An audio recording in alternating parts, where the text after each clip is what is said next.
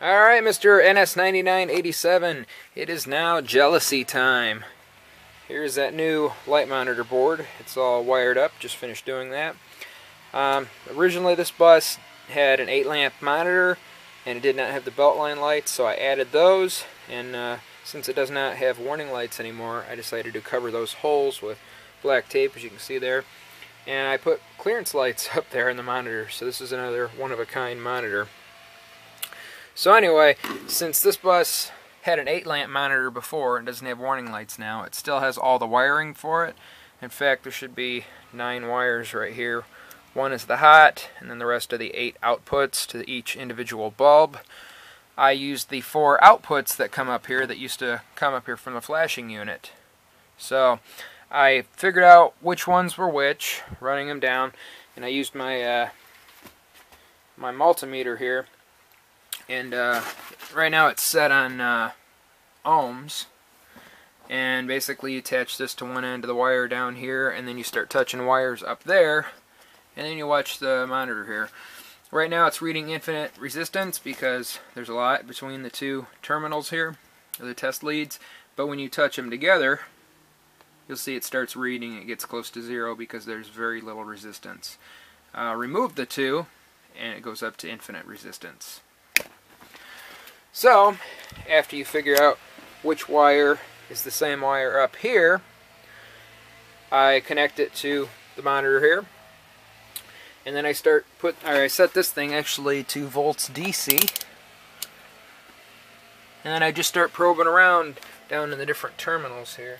Alright, so you can kind of see down there we've got all sorts of terminals, and in fact those ones with the yellow crimps on them, I've added those in there. But basically you take the probe and you attach one of these to anything metal on the bus, to ground, and then you start probing around until you start to read voltage.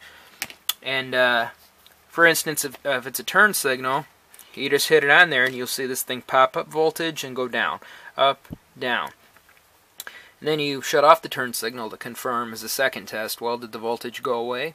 Yep, it did. Well, that's a good point where I can just go in and basically move over some of those spade terminals right there.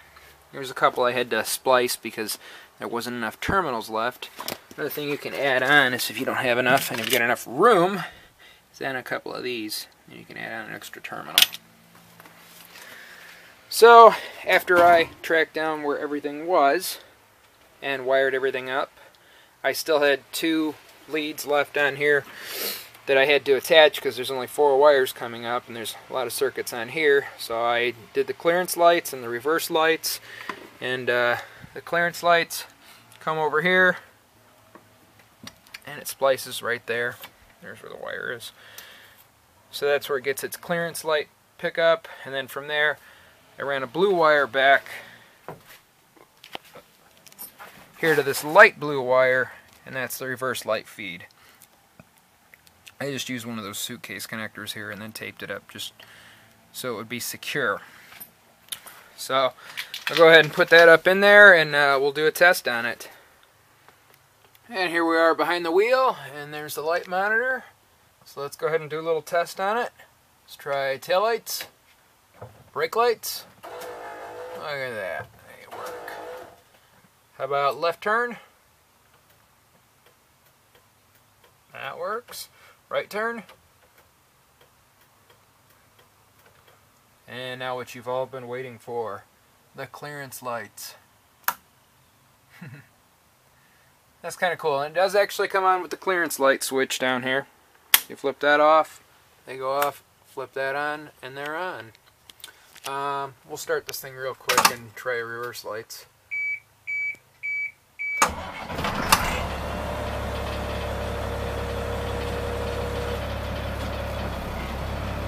They're not as bright. I put in some bigger resistors. Hazard lights. That's pretty cool. So now that I've got my light monitor all installed in this GMC NS9987, I am issuing you the challenge to get yours put in your Bluebird. txstreetman went through a lot of work to build that for you, and we'd all like to see it in, and I'm sure you'd like to have it installed too. So maybe for a little encouragement, anyone watching this video can leave a comment below telling you that they'd like to see it done. Thanks for watching the video, and stay tuned for more updates on the GMC.